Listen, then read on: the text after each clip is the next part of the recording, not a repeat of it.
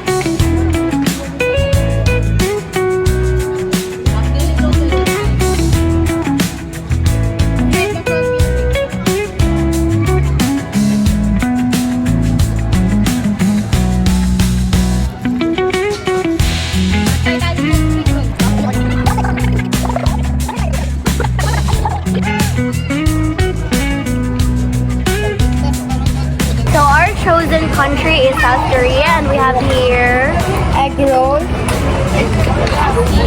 Korean egg roll, and this is the ramen, And also, we have Buldak ramen. so let's eat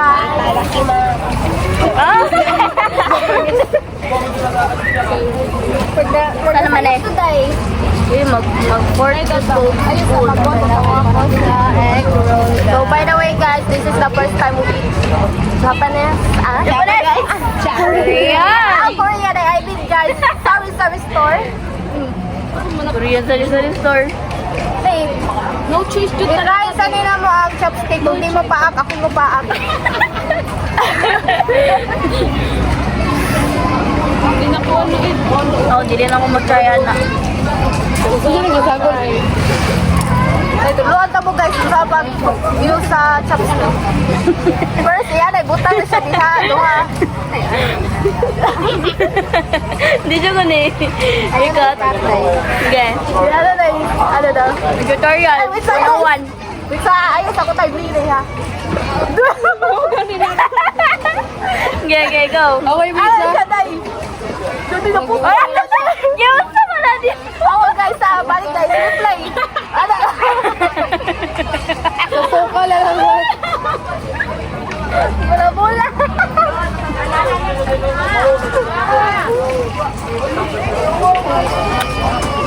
Paningang mo, uy. Ano yung difference niya? Itlog na gapon. Ano yung difference? It's low, girl. Piling ako kayo more on veggies siya. Hindi si milk sabon. More kwan kay creamy.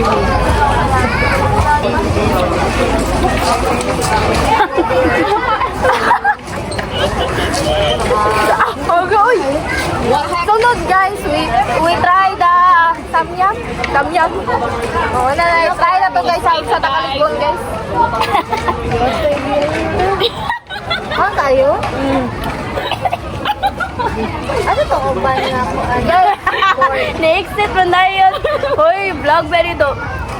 Dapat tayo mag-participation na Guys, you see that guys, man ako nabunlot. Wait, sa nilaog ba siya? Ako daw mo try daw ko. Ako? Nagituyo. Dali nagyan. Nagituyo. Ay daw. Ako ani ha. Imukabok lagi. exit tayo niya lang tayo. Di madas. Dito eh. Okay lang guys, walay hang lang. Joker dito eh. Bauday ko gamay. Okay lang guys, way hang. Gamay ra. May hang, gamay ra. Gamay ra ba? Igo sa kamalipong. Kami ba na si Wei?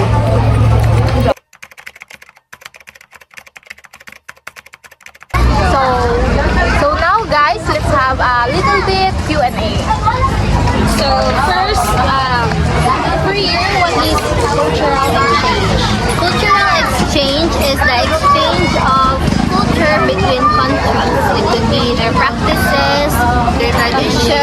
our mga beliefs. So, what is globalization? Globalization is the interconnectedness or influence of other countries to another. So it's like transferring some beliefs, culture, and etc. So some example of cultural exchange involves the food, music, fashion, education. So sa amo guys, ang among gi-apply is of course the food. Okay, Rika.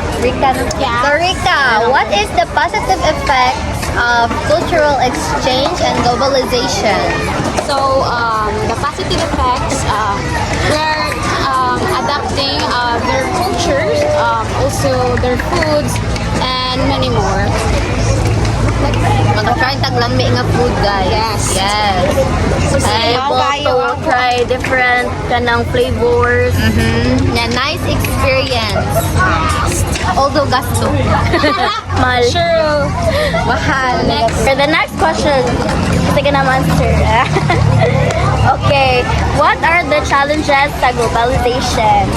So, the challenges sa globalization is that sa sobrang ka-diverse gani, malimtan na nato ang atong own nga culture, belief, kay sa sobrang sa ka-adapt sa nato sa ilahang mga foods, language, kabaw na ta mo istorya sa ilahang language na makalimtan na nato tuo lang ato ang Tagalog nga katong mga deep na gani.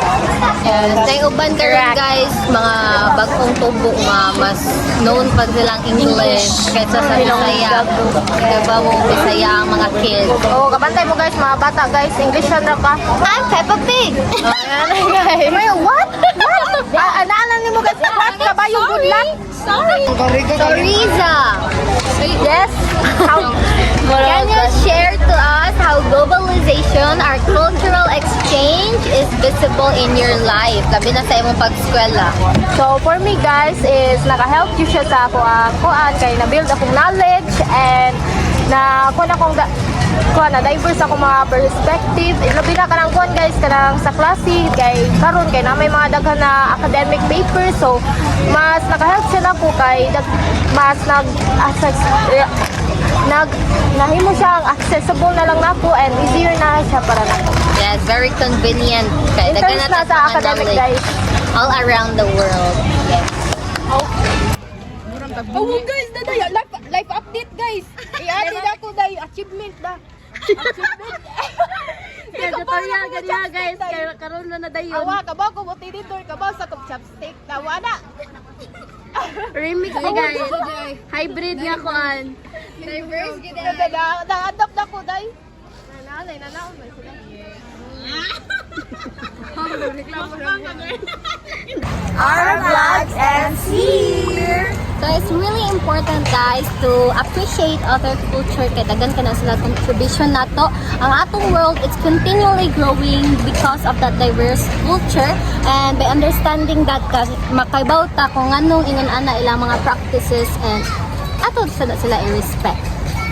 So bisag unsa ka diverse ang ato ang world, dili na to kalimtan na ato ang own nga wika. And ika pa ni Rizal, mas malansa pa sa isda ang hindi marunong tumangkilik sa sariling wika. Let's value our own culture while respecting others. Bye-bye!